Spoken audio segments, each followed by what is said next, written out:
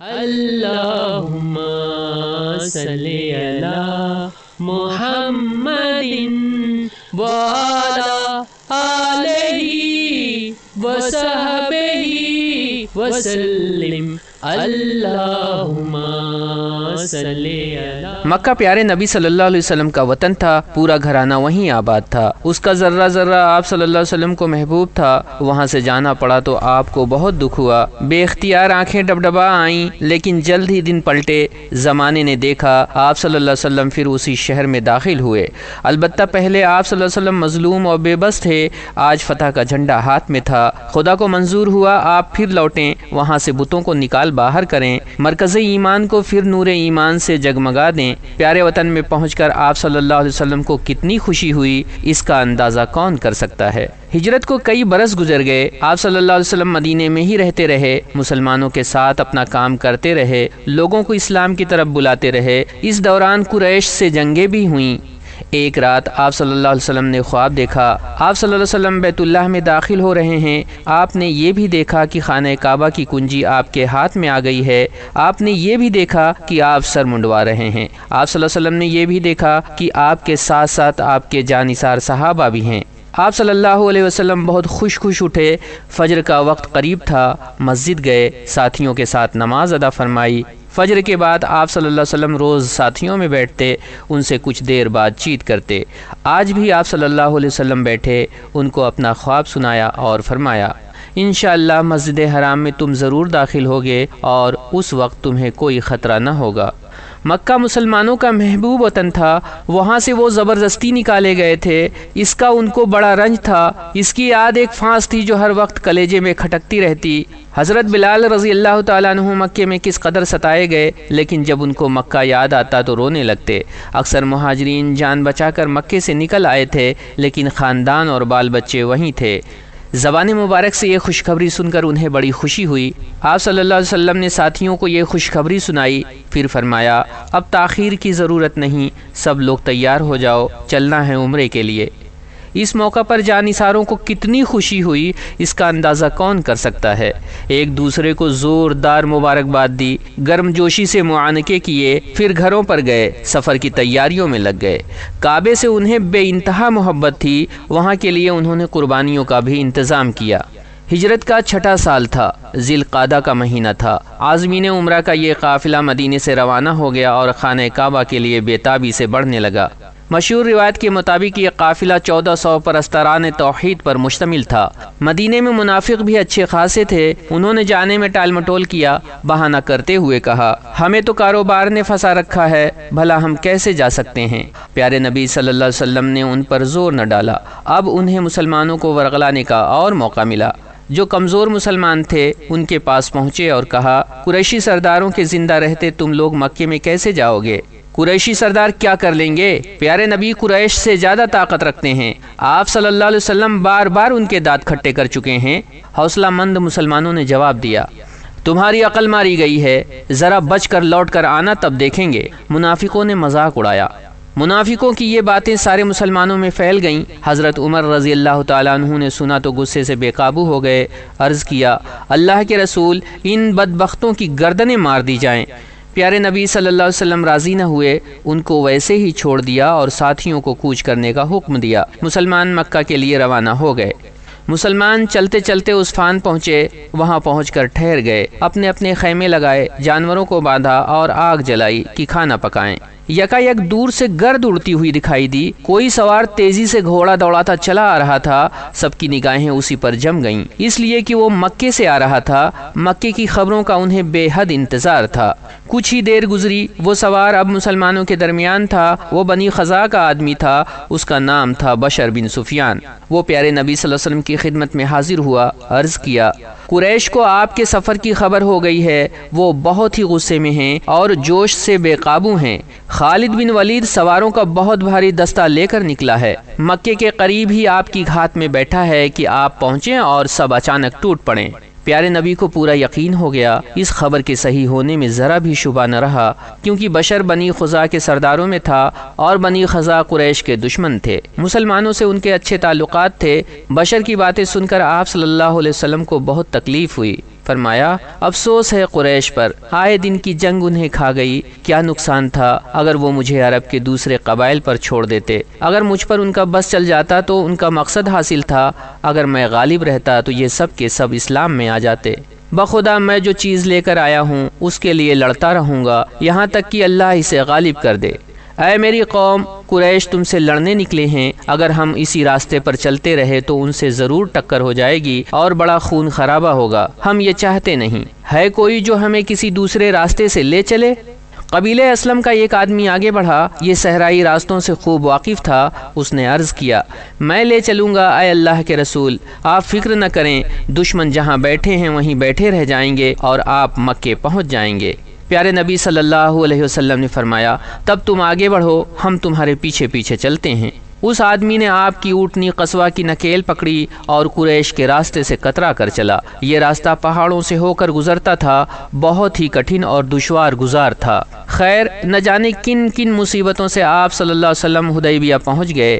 یہ مکے سے 9 میل کے فاصلے پر ایک کنواں ہے جس کو حدیبیہ کہتے ہیں، گاؤں بھی اسی کنویں کے نام سے مشہور ہو گیا۔ وہاں پہنچ کر آپ صلی اللہ علیہ وسلم کی اونٹنی بیٹھ گئی، لوگوں نے بہت کوشش کی وہ اٹھ جائے اور چلنے لگے لیکن وہ ٹس سے مس نہ ہوئی، ایسا لگ رہا تھا جیسے کسی نے اسے اس جگہ پر اس طرح باندھ دیا ہو کہ وہ ہل نہ سکے۔ آپ صلی اللہ علیہ وسلم چاہتے تو دوسری اونٹنی پر بیٹھ سکتے تھے، مکہ اب نزدیک تھا، وہاں تک پیدل بھی جا سکتے تھے، لیکن آپ صلی اللہ علیہ وسلم سمجھ گئے اونٹنی کے یہاں بیٹھ جانے میں کوئی راز ہے جس سے میں بے خبر ہوں۔ ایسے موقعوں پر آپ صلی اللہ علیہ وسلم خود کوئی فیصلہ نہ کرتے، خدا کی طرف سے وحی کا انتظار کرتے۔ پیارے نبی صلی اللہ علیہ وسلم نے حدیبیہ کے میدان میں خیمے گاڑ دینے کا حکم دیا، لوگوں نے وہیں پر ڈیرے ڈال دیے، لیکن خوشی سے دمکتے ہوئے چہرے اب بجھے بجھے تھے، سب حیران تھے کہ ماجرا کیا ہے۔ ہر ایک دوسرے سے پوچھتا بھائی یہاں کیوں رک گئے، اب تو مکے کے دروازے پر آ گئے تھے، آپ صلی اللہ علیہ وسلم نے تو مکے میں داخل ہونے کا وعدہ کیا تھا، کعبے کی زیارت کی خوشخبری سنائی تھی، اب یہ کیا ہو گیا؟ اس وقت مسلمانوں کی امیدوں کو بہت سخت دھچکا لگا، لیکن اب بھی وہ خدا کی رحمت سے مایوس نہ تھے۔ مکے میں کافروں کے ہوش اڑ گئے، ان کی بے چینی کی انتہا نہ رہی جب انہوں نے سنا آپ جانثاروں کے ساتھ مکے آ رہے ہیں۔ اب انہیں جو کچھ امید تھی خالد سے تھی، ان کا خیال تھا خالد حملے میں کامیاب ہو جائیں تبھی جان بچ سکتی ہے، آبرو بھی اسی وقت باقی رہ سکتی ہے، ورنہ پھر تباہی ہے، ہمیشہ کی بے عزتی اور رسوائی ہے۔ یہ لو خالد تو لوٹ آئے، کہہ رہے ہیں محمد حدیبیہ میں ٹھہر گئے، حملے کا پورا خاکہ خاک میں مل گیا، ساری اسکیم فیل ہو گئی، اب وہ کیا کریں؟ محمد صلی اللہ علیہ وسلم جن کو انہوں نے اپنے یہاں سے نکال دیا تھا، آج وہ دوبارہ لوٹ آئے۔ اس وقت تو وہ تنہا اور بے سہارا بھی نہیں، جانثاروں کی ایک فوج ہے جو ان پر نثار ہونے کے لیے بے قرار ہے۔ انہوں نے بدر و احد اور غزوہ خندق میں مسلمانوں کی بہادری کا تجربہ بھی کر لیا تھا، انہیں اندازہ ہو گیا تھا مسلمان جان تو دے سکتے ہیں، اپنا دین نہیں چھوڑ سکتے، دین انہیں جان سے بھی پیارا ہے۔ قریشی سردار پھر دارالندوہ میں جمع ہوئے، ہر ایک اداس تھا، ہر ایک کے چہرے پر فکر و تشویش کا غبار تھا۔ مسلمان اگر مکے میں گھس آئے تو قریش کی کیا عزت رہ جائے گی، دوسروں کی نگاہ میں ان کا کیا وزن رہ جائے گا، یہ سوچ کر ان کی غیرت کو ابال آیا۔ انہوں نے قسم کھائی جب تک جان میں جان ہے محمد کا مکے میں داخلہ محال ہے۔ سب سر جوڑ کر بیٹھے، آپس میں مشورہ کرنے لگے کہ کیا کیا جائے۔ محمد مکے کے باہر سے ہمیں دھمکی دے رہا ہے، قریش میں بھی اس کے بہت سے یار مددگار ہیں جو اس کو سچا نبی سمجھتے ہیں، یہ تو ہمارے لیے آستین کے سانپ ہیں، اگر مسلمانوں سے چھڑ گئی تو دوست بن کر ڈسیں گے، پھر تو بڑی آفت ہوگی۔ ایک شخص کی آواز گونجی، محمد کہتے ہیں ہم لڑنے نہیں آئے ہیں، اگر ایسا ہے تو ہمیں چاہیے ان سے نرمی سے پیش آئیں، کسی طرح سمجھا بجھا کر واپس کر دیں۔ اب اگر ان کی نیت خراب ہوئی، انہوں نے لڑائی کی آگ بھڑکانی چاہی تو ہم بھاگنے والے کب ہیں؟ جنگ ہی تو ہمارا اصل میدان ہے، لڑنا بھیڑنا ہی تو ہمارا کام ہے۔ ہمارے بھائی تب کیا کیا جائے گا؟ ایک قریشی سردار نے سوال کیا۔ میری رائے ہے بنی خزاعہ کے کچھ آدمی بھیج دیے جائیں، وہ جا کر پتہ لگائیں محمد چاہتے کیا ہیں اور جس طرح ہو سکے انہیں سمجھانے بجھانے کی کوشش کریں۔ اس آدمی نے جواب دیا، بنی خزاعہ کو بھیجنے میں کیا مصلحت ہے، ہمیں تو ان سے غداری کا خطرہ ہے، وہ تو محمد ہی کے دوست اور طرفدار ہیں۔ قریشی سردار نے پھر سوال کیا، اس طرف سے بے غم رہو، مکے میں ان کی زمینیں اور جائیدادیں ہیں، بیوی بچے ہیں، وہ ہمارے ساتھ غداری کر کے جائیں گے کہاں؟ اس آدمی نے اطمینان دلایا۔ سب کو یہ رائے پسند آئی۔ وفد کے لیے بنی خزاعہ کے کچھ آدمی چن لیے گئے، بدیل خزاعی ان کا سردار بنا۔ یہ لوگ پیارے نبی صلی اللہ علیہ وسلم سے ملنے کے لیے روانہ ہو گئے۔ وفد پہنچا تو آپ صلی اللہ علیہ وسلم بہت پاک سے ملے، بدیل نے آنے کی غرض بتائی۔ پیارے نبی صلی اللہ علیہ وسلم نے فرمایا، مسلمان کعبے کی زیارت کے لیے آئے ہیں، ان کے دل میں اس کی عزت اور احترام ہے، اگر قریش ہم سے چھیڑ چھاڑ نہ کریں تو ہم لوگ خاموشی سے طواف زیارت کر کے لوٹ جائیں گے۔ وہ عبد لوٹ کے مکے گیا، قریش کو پیارے نبی صلی اللہ علیہ وسلم کا پیغام سنایا، انہیں آپ کی بات مان لینے کا مشورہ دیا۔ اب خود قریش میں اختلاف اٹھ کھڑا ہوا، کچھ لوگوں نے کہا محمد سے صلح کر لی جائے، طواف و زیارت کے لیے راستہ کھول دیا جائے، کچھ دوسرے لوگوں نے کہا یہ تو قیامت تک نہ ہوگا۔ ایک قریشی سردار نے کہا، کیا تمہیں گوارا ہے دشمن تمہاری سرزمین روند کر چلے جائیں، پھر ہمیشہ کے لیے ماتھے پر بدنامی کا ٹیکا لگ جائے؟ پھر کیا کیا جائے؟ ایک ساتھ بہت سی آوازیں گونج اٹھی۔ قریشی سردار، میری رائے ہے حلیس بن علقمہ کو بھیج دیا جائے، وہ قبائلیوں کا سردار ہے، قبائلیوں کے روب داب کا حال سبھی کو معلوم ہے، ہر ایک ان سے ڈرتا اور دبتا ہے، ان کے غصے سے لرزتا اور کانپتا ہے، اگر اس سے بات بن گئی اور محمد واپس چلے گئے تو ہم کو سکون مل جائے گا، اتنی بڑی مصیبت سے جان چھوٹ جائے گی، اور اگر محمد نے اس کی بات ٹھکرا دی تو اسے جوش آ جائے گا، پھر تو وہ ہمارے ساتھ ہو جائے گا اور ہماری صفوں میں ہو کر لڑے گا۔ حلیس اپنے مخصوص ساتھیوں کے ساتھ آپ صلی اللہ علیہ وسلم سے ملاقات کے لیے چلا۔ پیارے نبی صلی اللہ علیہ وسلم نے اسے دیکھا تو فرمایا، دیکھو وہ حلیس آ رہا ہے، اس کی قوم قربانی کی بڑی شوقین ہے، جانوروں کو اس کی طرف ہکا دو، یہ انہیں اپنی آنکھوں سے دیکھ لے تاکہ اسے یقین ہو جائے ہم طواف و زیارت کے لیے آئے ہیں، غارت گری کے لیے نہیں آئے ہیں۔ مسلمان لبیک کہتے ہوئے اس کے استقبال کو بڑھے اور قربانی کے جانوروں کو اس کی طرف ہنکا دیا۔ اس نے دیکھا اونٹوں کا ایک سیلاب آ رہا ہے، گردنوں میں لوہے کے نال لگے ہیں، نال کو زیادہ دن گزر جانے سے گردن کے اون بھی جھڑ گئے ہیں۔ ظلم و ناانصافی کا یہ دردناک منظر اس سے دیکھا نہ گیا، اس کی آنکھوں میں آنسو آ گئے، وہ پیارے نبی سے ملا بھی نہیں، سیدھے لوٹ کر مکے گیا۔ قریش سے کہا، خدا کی قسم ہم نے تم لوگوں سے اس بات پر تو معاہدہ نہیں کیا ہے، اللہ کے گھر سے اس کو روک رہے ہو جو اس کی تعظیم کے لیے آیا ہے؟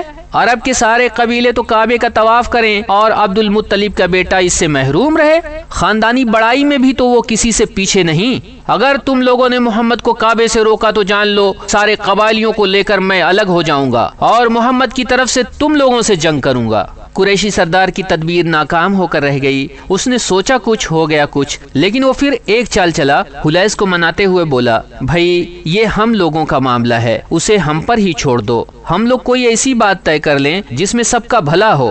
حلیس تیار ہو گیا، اس نے وعدہ کر لیا ان کے اس معاملے میں کوئی دخل نہیں دے گا۔ قریش کو قبائلیوں کی طرف سے اطمینان ہو گیا، انہوں نے 50 بہادروں کو بھیجا کہ رات میں مسلمانوں پر حملہ کر دیں۔ وہ لوگ رات کے اندھیرے میں حدیبیہ چلے، مسلمانوں کے خیمے تک پہنچے بھی نہ تھے کہ ہر طرف سے گھر گئے۔ اب وہ گرفتار ہو کر پیارے نبی صلی اللہ علیہ وسلم کے پاس جا رہے تھے۔ پیارے نبی صلی اللہ علیہ وسلم خیمے سے باہر تشریف لائے، دیکھا تو وہ خوف سے تھرتھرا رہے تھے۔